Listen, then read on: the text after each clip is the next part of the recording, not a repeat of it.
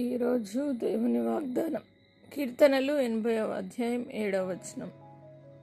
మేము రక్షణ నొందినట్లు నీ ముఖ కాంతి ప్రకాశింపజేయము.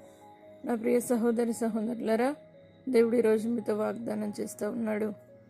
మేము రక్షణ పొందినట్లు నీ ముఖ కాంతి మా మీద ప్రకాశింపజేయమని మీరు దేవుని సన్నిధిలో అడిగినట్లయితే తప్పక దేవుడు మీకు రక్షణ ఇచ్చి ఆయన ముఖ కాంతి మీ మీద ప్రకాశింపజేసి మీ జీవితంలో తన వెలుగు చేత నింపి నడిపిస్తాడు. కాబట్టి ఈ దినమే ఆయన ముఖ కాంతి మీ మీద ప్రకాశించునుగాక.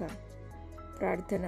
పరిశుద్ధుడా, నమ్మదగిన దేవా, రక్షణ పొందినట్లు నీ ముఖ కాంతి మా మీద ప్రకాశింపజేయమని భక్తుడు అడిగిన విధంగానే ప్రతి ఒక్కరు కూడా నీ ముఖ కాంతి వారి మీద ప్రకాశింపజేయబడినట్లు నేను అడిగి పొందుకునే వారిగా ఉందురుగాక. ప్రతి ఒక్కరిని ప్రకాశింపజేయండి, ప్రతి ఒక్కరిని ఆశీర్వదించండి, ప్రతి ఒక్కరిని నీ వెలుగు చేత నింపి నడిపించమని యేసు పరిశుద్ధ నామమును బట్టి అడిగి వేడుకుంటున్నాము తండ్రి.